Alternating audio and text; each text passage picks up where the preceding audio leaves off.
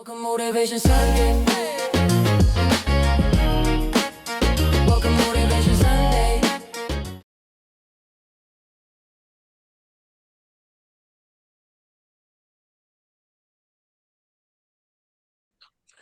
Welcome to another edition of Motivational Sundays with Kevin and friends. Oh, let me tell you, I am so happy that get up every single morning to be able to have, most people have coffee. I've never had a cup of coffee in my life, but consider this, my fresh cup of coffee this morning. I get a chance to be joined in with sugar and spice and everything nice. I'm talking about Larness. I get a chance to talk about when I ask my favorite flavor, is it mocha or is it what's it other cappuccino? All right, then I talk about Denise, and then I talk about my favorite thing is hot chocolate with a little whipped cream on top of it. That's Christopher and Gilda. And every single morning, I have a nice cup of turmeric and pineapple juice. All right, that's in order to clear my gut. Hey PJ, how you doing? All right. And, Hi. and to Yeah, top off every I'm glad morning. you mentioned the plain vanilla here among all the mocha and cappuccino. All right. Well, you see, I gave Christopher and Gilda that credit, over there. And then I talk about the long walks and sub-zero weather and whatever. Ugh. And who could be ever who could be happier when you be double stuffed with Vanessa and Patrice? All right. All right. And hey, let me tell you. At my age, I'm still shoveling snow. I'm doing things that young people are afraid to do and whatever. That's the reason why we got Dr. Breakthrough. So, to our listeners that's tuning in, let me tell you what we do. Every Sunday, one of us brings in a quote that is attached to us based on our interpretation and perspective. We talk about this quote. And ladies and gentlemen, we got something great for you. We meet every Sunday at 9 a.m. Eastern Standard Time, and we talk about how the quote either lands on us or the words that just lay there on the page. Let me introduce the voice of our show. I'm going to tell you, when you talk about the smooth, silky side of the other pillow, you're talking about that third voice that brings about harmony in a four-man group. You talking about that voice that makes the sun blush in the morning. That's Otis Spencer, the voice of our show. So, without any further ado, let me introduce you to Miss Patrice Impact. And she brought the quote, but we're gonna let Otis have the first shot at it this morning. Otis, want to share the quote with everyone this morning? Absolutely. Grand Rising, everyone. Happy Sunday. Life's most persistent and urgent question is, what are you doing for others? By Martin Luther King Jr. All right. Most people know the conversation of that day on Washington, D.C., that I had a dream speech. And but most of us are ignoring our history. So, Patrice, you're bringing a quote from Dr. Martin Luther King that's not repeated very often. How does this quote land on you? Well, thank you so much, Kevin, for having me today on your show. Our The show. or our show. All Yes, right. thank you for having us on me on our show. Today's quote really resonates with my spirit, man. Just being a human being, right? Being in existence. I have noticed that there are other human beings, right? Not just me on this planet Earth, but there's other human beings on this earth that I have to acknowledge. I'm choosing to show up for their lives and being able to be available and evaluating the things that I'm doing for others and doing it in a selfless way.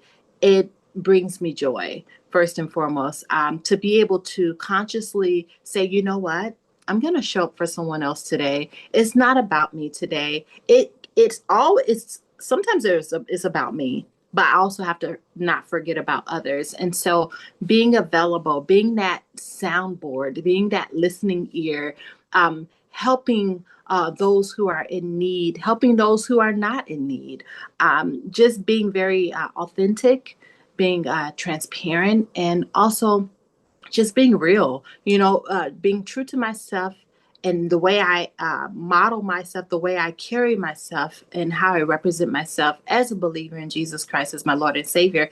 Others will gravitate towards me and I will be able to pour into their cups. When you think about, being available for others, I just feel like it's necessary to be able to put yourself out there and not only put yourself out there, but understand people in such a unique way where, you know, when you all come together in unison, you all can learn from one another. It's all about. I look at it as being all about sharpening each other's iron. Sometimes when they say two ships that pass throughout the night, there's going to be people in our lives that we're going to pass and cross paths. And it's going to be for a really great purpose, but it may be for a second, maybe a minute, maybe an hour, even maybe a day. You all may that relationship just may only stay for a day or even for a week or a month or a year or a lifetime. For me, I love the fact that God, He allows us to cross each other's paths, and you just never know who you're going to meet. You just never know who's going to speak life into you or how you can speak life into them. Just showing up and just saying, you know what? I'm here with you, reconfirming or confirming with them and reassuring them that, you know what, I understand. I understand the things that you're going through. I'm here for you. I'm going to be that ear for you to really hone in on how we can make things better for others. And so just being there, being available, and I just feel like it's an important thing for me to show up on a daily, just seeing how I can make it better for someone. Today, every day I wake up in the morning and I say, you know what? Something magnificent is going to happen to me, and it will happen to me, not by my doing, but by God's doing. And not only that, but what I want for myself, I want for others, right? And so I'm going to speak that life into someone else's life today, and then it's going to become a ripple effect. The way we carry ourselves, people gravitate towards happiness. People want to be happy. People don't want to be sad all the time. It's not always someone being a victim, but a victor, and knowing that we can walk in all the power and authority that God has bestowed upon us so we can represent ourselves and so we can help and uplift others. And so I feel like this quote for today, it's perfect, not only for today, but for eternity, always asking yourself, what can I do to help out others? What am I doing for others? Am I breaking bread with others? Am I serving others? Am I getting down and doing the grunt work with others and being okay with it? Right. And so that's how I want to represent myself today and forevermore. And I implore each and every one of you all to do the same. Ask yourself, what am I doing for others today? How am I going to show up? Because the thing is, in this lifetime, we all have different problems. But guess what? We all are the solution solvers. And when you continue to keep that mindset that I can actually make change, then, oh my gosh, the sky is never the limit. That's my thing. They say the sky is the limit, but I say it's never the limit. It goes further than the sky, you guys. And so thank you so much, Kevin. This is really, I love this room. Thank you, guys. God bless. Well, we love this room because you're in it, and this quote is fitting. I mean, we just started 2 days ago the opening ceremony for the Winter Olympics, and when I read this quote, the first thing I wrote down is that humanity thrives when people care for one another. The Olympics, both the Summer and Winter Olympics, it's the only time that we take a time out from the chaos and we allow to celebrate our children from around the world. And I think, going through the civil rights movement, everything was about making a better life and building a legacy and providing opportunity for our children to come. And I think this message is very strong. And I'm glad you brought this quote. And I'm glad that Dr. Martin Luther King Jr. Had the breath in order to share this, in order for us to repeat the message, because love conquers all. I truly believe that. I believe when you get to a person's heart, you change the way that they see the rest of the world. And I think that's what we got to do. Let me see how Dr. Breakthrough, how this quote lands on him. Dr. Breakthrough, brother, how's this quote land on you? Well, breakthrough blessings and risings to each and every one of you. This quote by Dr. King reminds me of a couple things. One, the scripture says in Philippians chapter 2, I think it's verse number 3, look not every man on his own things, but every man also on the things of others. And then it says, let this mind be in you, which was also in Christ Jesus, who being in the form of God, thought it not robbery to be equal with God, but made himself of no reputation, and took upon him the form of a servant, and was made in likeness of man. And being found in fashion as a man, he humbled himself, became obedient unto death, even to death on the cross. Wherefore God also hath highly exalted him, given him a name which is above every name. So the Lord Jesus Christ, my greatest mentor and role model, he knew who he was, so he wasn't so insecure that he couldn't serve others.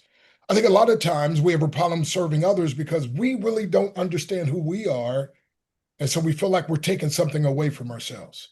But the greatest book ever written, again, teaches us that true love, we should love God, we should love ourselves, obviously, because you can't love people if you don't love yourself, but then love others. So the word joy, J-O-Y, has been, the acronym is Jesus first, others second, yourself last.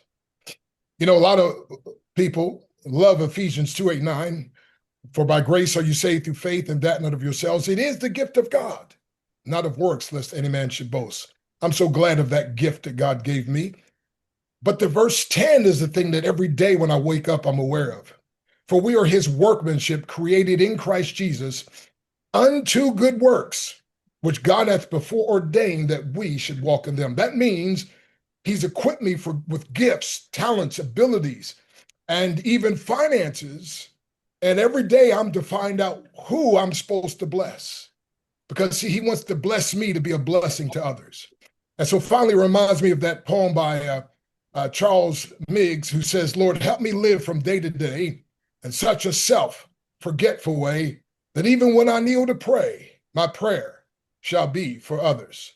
Help me in all the work I do to ever be sincere and true, and know that all I do for you must needs be done for others. Let self be crucified and slain and buried deep and all in vain. May efforts be to rise again, unless to live for others. And when my work on earth is done, and my new work in heaven's begun, may I forget the crown I've won while thinking still of others. Others, Lord, yes, others. Let this my motto be. Help me to live for others, that I might live like thee. And every race issue, every relationship issue, every problem we have will be solved if we would simply learn to live for others. God bless you. It's breakthrough time. Made me cry. Oh, it's PJ, that's all right. I agree with you. Dr. Breakthrough, Dr. Stan. Service does unite people, and it divides time. Thank you for that very powerful share. Appreciate that. Let's see what how this quote lands on Vanessa Vida. How's this quote land on you? Grand rising, grand riches, grand love, everyone. Well, I think this quote is me in so many ways. Hey, Vanessa, do me a small favor. Yeah. The audio gremlins have got you. Your sound is breaking up. Let me come back to you. Let me go over to Gilda and see how this quote lands on her. If Gilda is ready, I'm going to go to Denise.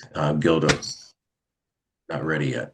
Denise, how's this quote land on you? Hi, Grand Rising. How you doing? I'm doing just fine.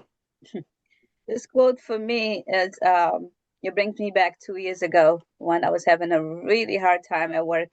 And there was this one particular student that I kept fighting for, kept fighting. He had a lot of trauma. He was being neglected. And yesterday, because he moved to Brockton, he's not where I am right now. He called me just to check on me. And he's, 9 years old.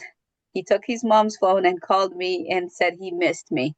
And for me, I saw him as a human, like the kid that needed help. I would sit on the floor with him and just rub his back because when he was having a bad day, when he was throwing stuff.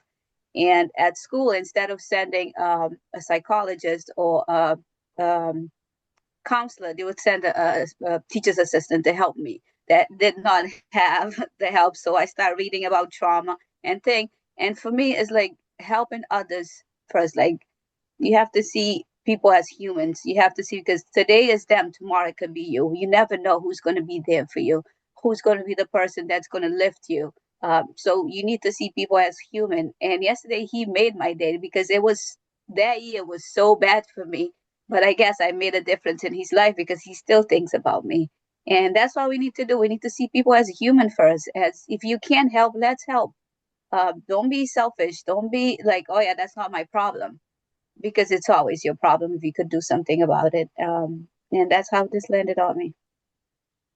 You always put so many very kind words into the world, and we can tell that every single word that you speak, you live.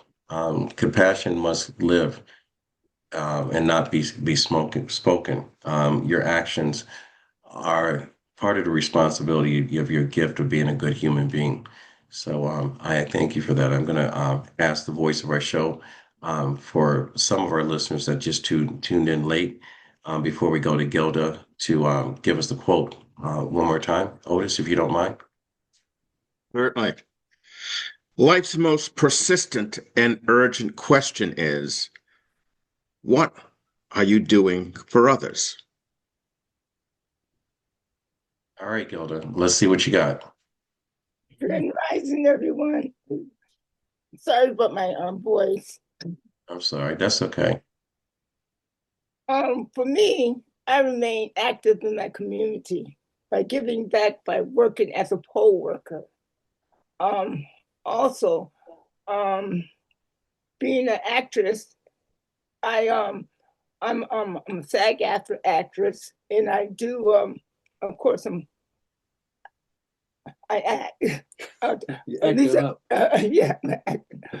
But I'm also a board member, and also a board member for the Council of Aging. So these are the roles that I commit myself in giving back to the community. All right. Gilda, you know, out of 4 years, this is the most words you've spoken since. I know. She noticed that. I know, because I had to think about the things I do, and those are the things I commit myself in doing. Well, believe it or not, and this is something that we need to learn as a people. You know, when we serve, we use our influence, and our influence is part of our responsibility. If you have a platform or you have a stage, even if you're speaking to one single person, you have a platform. Use your influence to share your kindness, your generosity, and your love, without the risk of asking for anything in return. That's our responsibility as human beings. Focus on your daily reflections, and that's how it impacts other people. You never know what a word may do to someone's heart that's carrying a heavy load. We're all struggling. And I'll repeat that. We are all struggling before I go to Vanessa. And, you know, we're going to get a tissue sponsor for PJ because she wears her heart on her shirt sleeve. So, Vanessa, let's see if we got the audio together and see how this sounds. How's this quote land on you? Grand Rising, Grand Riches, Grand Love. Can you hear me? We're still breaking up. We're not doing it well. So wait a minute. All right, I'm gonna, you know, this is a live show, so I'm gonna go ahead and go to Christopher, and hopefully we'll try one more time to come back to you. Otherwise, we'll go to PJ. So again, when we talk about service, we have countrymen, we have people throughout our history has given probably the greatest gift in order to make a difference in our life. Our military people, our freedom fighters, our civil rights activists, people that have run for public office, people have stood for something in our church and have lost their life, people that sat in the way of harm, um, and in order to make a difference. And just like our children in the Olympics, I want to go ahead and say thank you for your service, your military service, and to all servicemen and women, and however you identify yourself going through. We thank you for your service.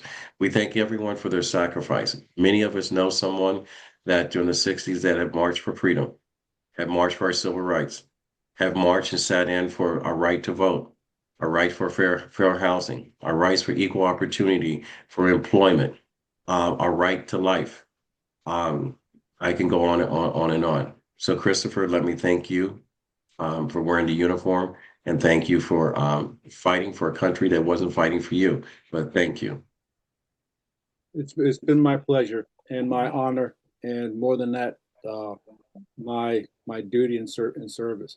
Hey, I had pretty much planned what I was going to say in reaction to this quote, but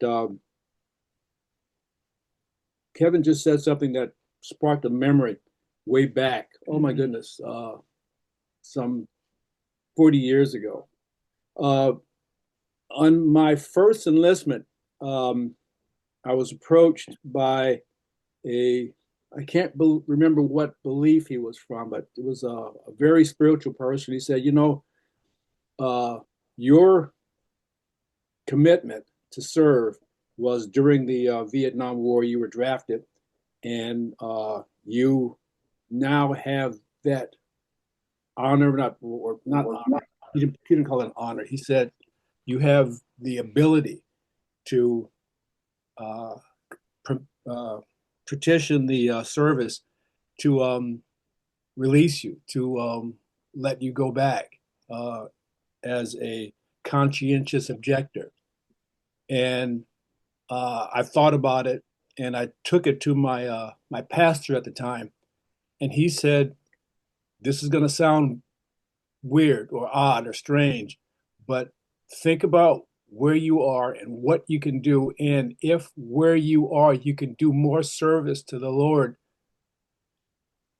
in the service of your country than you would be by simply bowing out of a commitment that you made and attempting to serve from there." And I took that home and I thought about it, and I went back to the board that they convened for this conscientious objector, and I said, I think I can do more good for others in the service than I could out of the service. And it was strange that that thought just returned to me in what Kevin was saying. But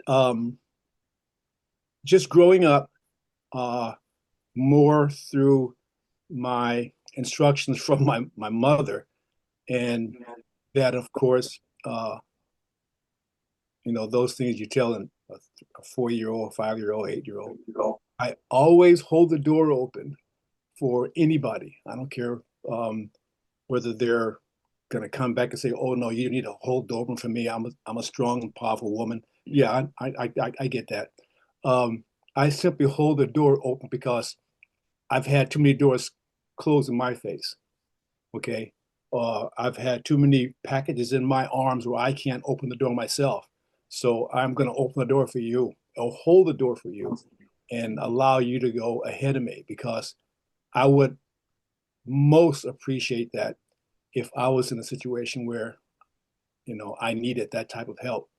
But when I first read this quote, a story came to me of a few weeks back, and I only mention this because had I been on the corner observing this as a third party, I would have been amazed at what I did, because I did not have that script. I did not have that idea. I had no plan premonitions at all of what I was going to do. I was at my grandson's house in Connecticut. We had just come back from someplace. It was snow everywhere, cold as heck, and nobody really enjoys the cold. And across the street, I heard a child cry. I mean, not a little baby. His name was Gerard. He was about maybe 7 or 8 years old. It was across the street, down the block a bit, and he was crying. And I was with my wife, my son-in-law, my grandson and his wife. I said, hey, look, you guys hold here for a minute. I'll be right back. And I crossed the street and approached Gerard. And he was calling Ben, who I later found out was his younger brother. And he, like I said, he was crying now. And so I came up and I said, I'm here across the street with my grandson. You were crying. What's wrong? And he said that he'd gotten off the bus, the school bus, and what would be his routine was he would get off the bus, and his younger brother Ben, who also rode the bus, would get off later, and they then walk home. But they rode the same bus, so they would connect and then walk just across the street. Really, it wasn't very far from their home.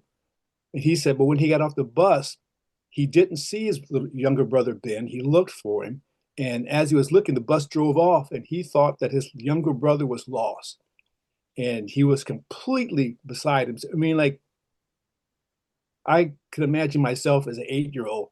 I'm trying to be big, I'm trying to be strong, and yet the situation is such that I am crying now. I can't make this situation go in a fashion that I wanted to. I've lost control, so now I'm crying. So I felt myself as an 8-year-old, and I knew exactly where he was, where he was, and how he felt. And I told myself right then, I'm not going to leave this kid. I'm going to stay right here until Gerard feels better about the situation. We resolve the situation, but I am not going to leave this kid on this corner crying. So I said, well, let's go back to where the bus let you off at, and we'll start there looking for your brother Ben. So he and I were walking, and I'm not sure where my head was at. I was thinking, I'm just not going to leave this kid. I'm going to be here for him.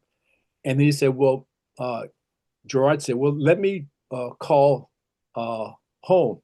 And I said, you have a cell phone? And he said, yeah. So he took his cell phone out, and I'm thinking, well, that would have been a great thing to start with. So he took his cell phone, he called, and apparently what happened was his younger brother Ben was sick that day. So his dad came and picked him up, and he didn't even get on the bus. He was already at home. So the situation where it's been sort of solved itself. And I'm still amazed that this 8-year-old kid has a cell phone. But anyway, his home was just across the street. So I said, okay, so you're okay now. You've got your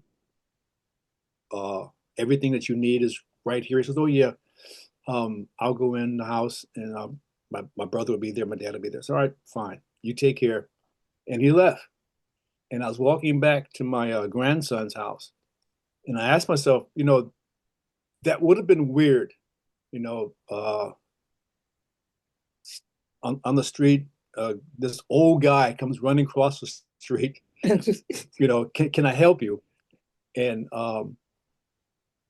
when I thought about it, Gerard simply waited. He explained the situation as if, I was, some, I don't know, life preserver that he needed at that time. And I simply filled that niche. But it was something that, Dr. Breakthrough said it. When God sends angels, or when God brings his hand down to fix us or correct us or to allow us to give something to someone else, a big mighty hand from heavens doesn't come down and move the earth. God touches a part of us that responds in a way that simply says, okay, this is what I have to do. And all of a sudden, all those things that would have probably got in the way to make that thing now impossible are gone. If under normal circumstances, a 70-year-old man runs across the street and asks you, what do you need? Your first response is, I don't need you, okay? But in Gerard's situation, he needed help. He was lost. As an 8-year-old, he was faced with something he could not deal with, okay? And so that 70-year-old man who ran across the street was there because that was what that situation required. And any other time, it would have been, no, you get away, you're too creepy. I don't need that. That situation worked. Now, I'm not saying every single time somebody calls up and looks like they might need help, you go running and scare that poor kid to death. It just happened that I felt that that's what I had to do. Without any other thought about it, that's what I had to do. And thinking back, I felt the way Gerard did as an 8-year-old. I'm in a situation over my head, without prayer, without anything. I asked God, help me in this situation. And God's response was to send that 70-something-year-old man across the street and ask, what can I do to calm you right now and help you in the long run? So when I see that quote, what have you done for others, or that is now your primary motive force, helping others, I fully believe that. I mean, without even thinking about it, I fully feel that. And someone else told me that angels are simply those people that God placed in your path to assist you. You don't know who they are, and in most cases, you will probably reject or simply back away from that person. But when God sends that angel to help, you accept it, you receive it, and your day is changed. So I did not plan on going this deep, Dr. Break. I'm going to tell you this right now. I was simply going to reflect on something that happened a few weeks back, but connecting all the dots and visualizing what all that actually meant, I truly feel that this was the way it was supposed to be. And thank you so much. All right. So that makes me think when you talk about progress. I mean, for men, I think what's a true sign of strength is our ability to ask for someone to help or to carry us when we can't carry the load itself. And so progress without empathy leaves a community behind.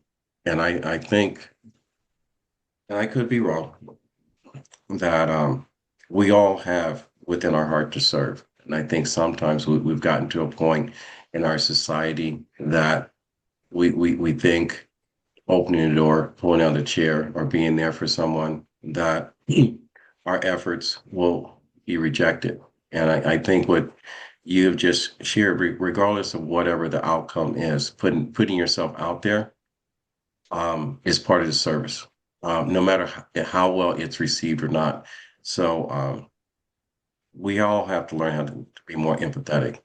And especially I speak to my brothers, the men, we need to allow our courage to show through by allowing ourselves to be vulnerable, to talk about things, some things. I know that on this panel that, Dr. Breakthrough and I have shared some things that are like life experiences and whatever. We're allowed to shed tears, and done that with Christopher, Otis. I mean, you guys have no idea. I mean, when I came to Boston and you guys went out of your way and whatever, I had a little tear in my eye when you guys showed up.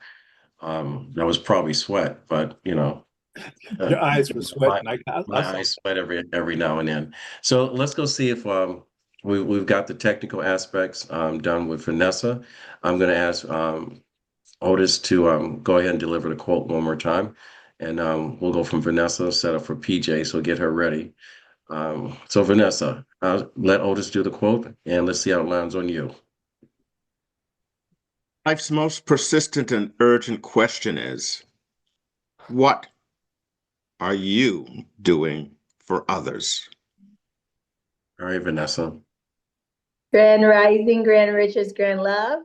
Are we good? Yeah. So this is quite a quote because every day I say, whose life am I going to impact? Whose life am I going to bring back to love and harmony and to God? That is become my new mission. I, want to impact as many people, and I don't count them. I don't have time to count them. I'm here, there, and everywhere. But I'm always my life goal is to be a mom, not just to my three kings, but to the world. And in that, there's so many people that have lost touch with humanity. People are all about self and in the flight or fight mode. Don't you know that fear is evil? We need to impact everyone that we come in contact with, whether it be just a glance, whether it be a smile, whether it be an embrace. I love those people that are on the side of the road that have the signs and say free hugs, because everyone needs to feel love. And if you give love to everyone that you come in contact with, you have made a huge impact on so many lives. Because you know what? When you love someone and you give them that hope, they in turn play it forward. It is contagious.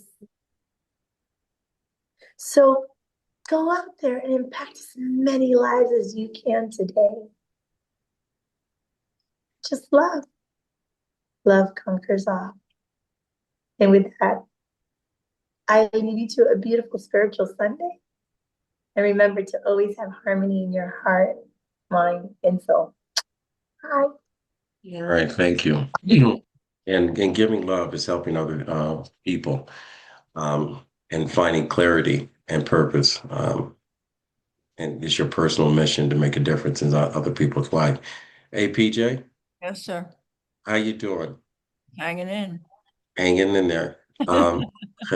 I know earlier this week, I love your comments when we post the quotes in our group chat, and you said, "Oh, this is going to be powerful today." So I can't wait to hear how this quote lands on you.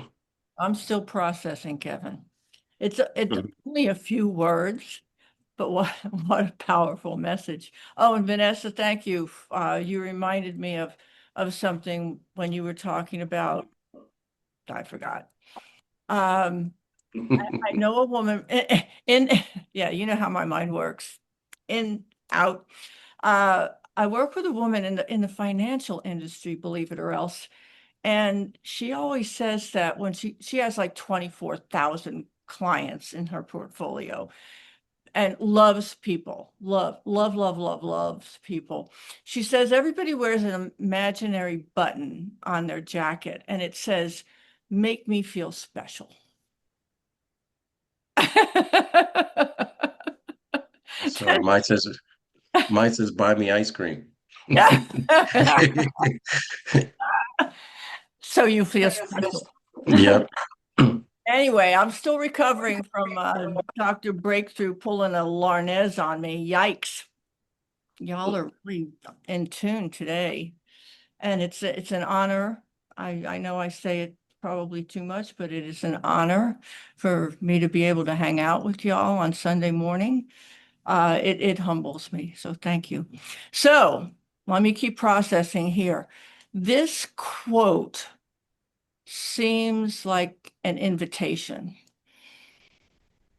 and the mirror. Everything that we see is a mirror. It reflects our own consciousness. So that was the first thing that came to mind. It has nothing to do with guilt or grandstanding. It's an alignment. And when you align with principle or the laws of the universe, God's laws, the universe takes care of the details. We have nothing to worry about. That was my theme of the week. Anyway, and then the word persistent, that's like a little tap on the shoulder, even when we feel all tapped out. Does that make sense? Yeah. And then the word urgent. The word urgent removes that someday maybe thinking. It's not a matter of when I have the time, when I have the money, when I have the energy, but Dr. King is saying do it now. Let it all go. Let go, let God, just get out there and do it. He is, in a way, reframing success for us. It's not about accumulating wealth. It's not about applause. It's not self-actualization. It means usefulness, presence, repair, I think. Dr. King isn't asking for heroics. He's giving us direction, plain and simple. Do your talents flow outward or do they pull inward? That's what he's asking us. And the whole concept is so beautifully inconvenient. That's the thing that amazed me the most. It's beautifully inconvenient. And you can't answer that call with just your beliefs. It's only through action. It's only through your behavior that you can answer his call. So he said, or he asked, what are you doing for others? But I say a good life isn't measured by what you gain, but by who stands tall because you showed up. The end. Whoa. Wait a minute. I'm gonna break my back picking up that mic for Linares. It doesn't happen often, and it may happen one day to Dr. Stan, but I'm speechless. God, can you repeat that last line again? Your closing, just one more time. I'll try. I'll try. A good life isn't measured by what you gain, but by who stands taller because you showed up. Yeah, way to go. Thank you, God, for Thank you. inspiring. Thank you all for inspiring me. Hey, And hey, Otis. It's normally hard to follow Larnez. All right. Larnez, welcome to Otis and my club. You got to follow PJ. Otis, one more time for the quote. Larnez, get ready. I know you're going to bring something. PJ, that was beautiful. thank That you. was just beautiful. And thank you for your service. Thank you for your heart. Thank you for your vulnerability. And thank you for being part of this family because we are all loved. Go ahead, Otis. The quote, life's most persistent and urgent question is, what are you doing for others? Great, Larnez. Radiant Rising. To me, this question is not a soft question. It's a, like PJ said, turn the mirror around question. Because we live in a time where everybody is focused on self-care, self-love, self-branding, self-promotion, self-everything. And listen, I'm not anti-self. Take your naps, drink your water, go to therapy, but don't get so obsessed with protecting your peace that you forget your responsibility. Because Dr. King is like, okay, cool, you're thriving, but who else is thriving because of you? What systems are you challenging? What doors are you opening? Who are you advocating for when it's inconvenient? Helping others isn't just about charity. It's about consciousness. It's about realizing if I'm winning in a world where so many people are losing, I have a moral obligation to ask why and do something about it. It's checking on your friends. It's mentoring somebody. It's sharing resources. It's speaking up when something is wrong instead of minding your business for comfort. Because comfort is a cousin of complacency. And Dr. King wasn't asking the question to make you feel guilty, as PJ said. He wants you to grow. He was saying your life isn't just about looking good, it's about doing good. And like Kevin said, your platform, whether it's 10 followers or 10 million, means something. Your voice matters, your choices matter, your silence matters. So every day the question is tapping you on the shoulder like, hey, what impact are you making? Not how many likes did you get, not did they notice you, not are you trending, but did you show up? Did you help? Did you care? Because success without service is just ego without Wi-Fi. And we're smarter than that. We're bigger than that. We're called to do more than that. So don't just live for applause, live for impact.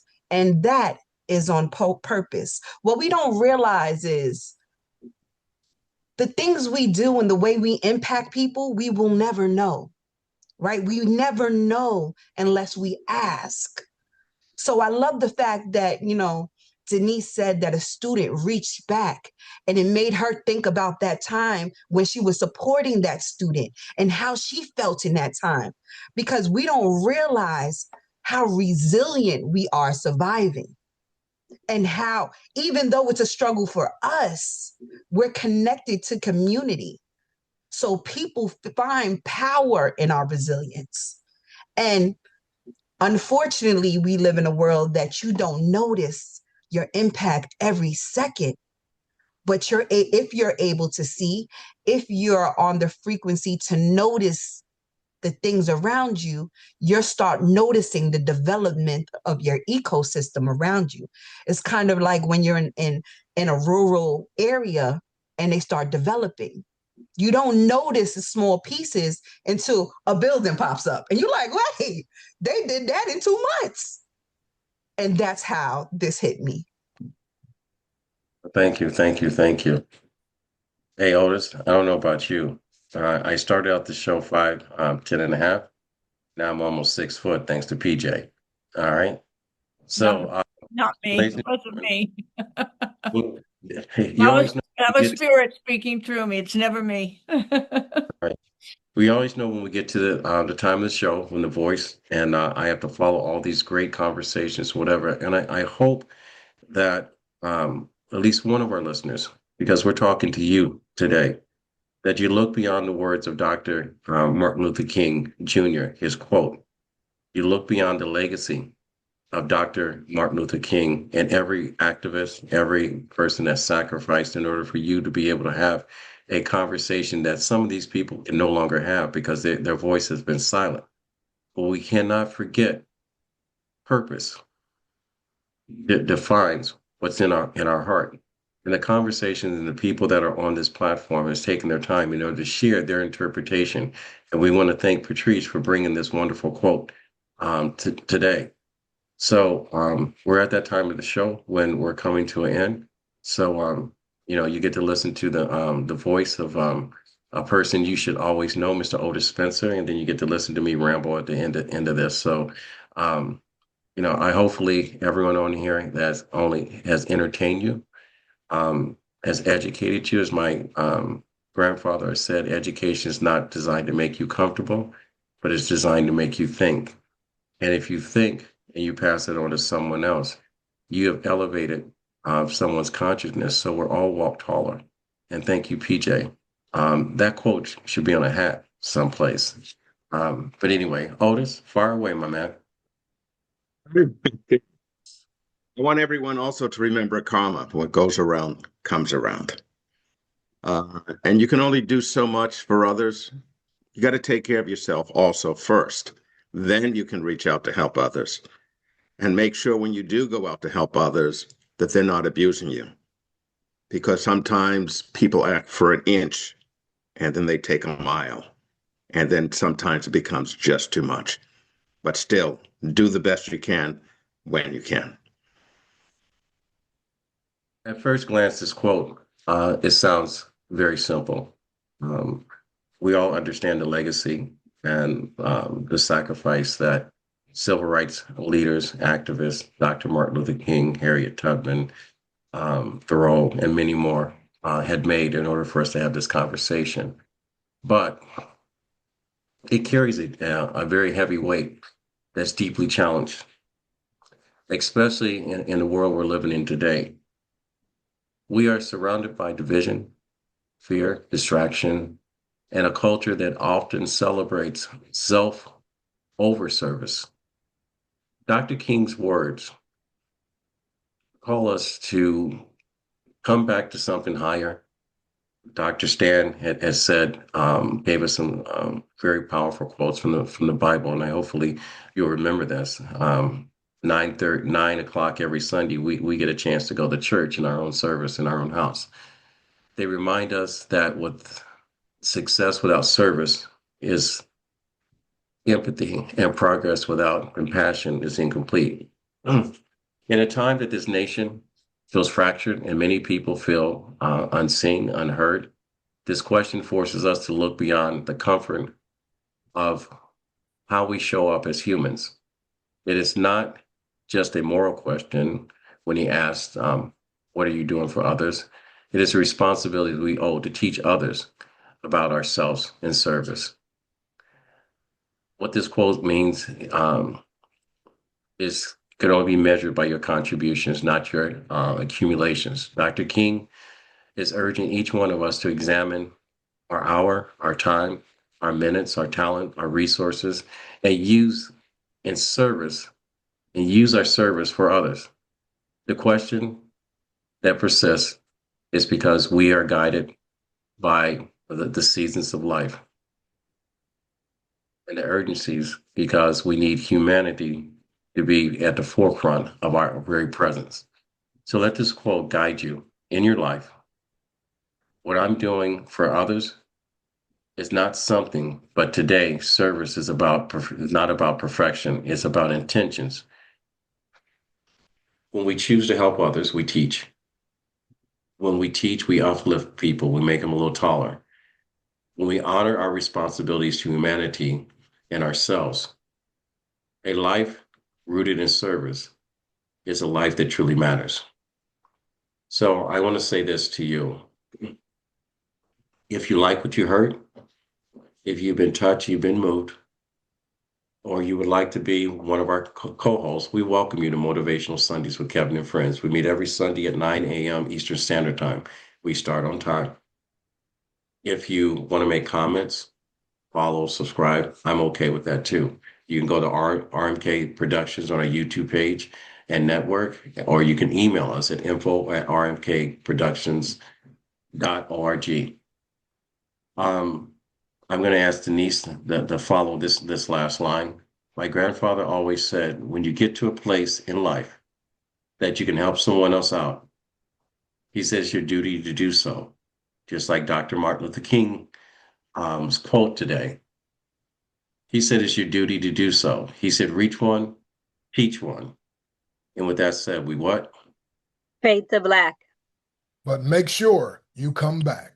Come on now. All right. And thank you to all of my wonderful and beautiful co-hosts. Thank you for giving so much without asking for anything in return. Thank you to my listeners for following us and allowing us to have this platform. And like I said, make a difference in someone else's life. Don't look at where you stand. Look at the imprints of someone that you uplifted today, someone you propped up, and let them be taller. Until next time, welcome to Motivational Sundays with Kevin and Friends. Till next time, we fade to black. Thank you, ladies and gentlemen, and we're out. Welcome Motivation Sunday with Kevin and friends.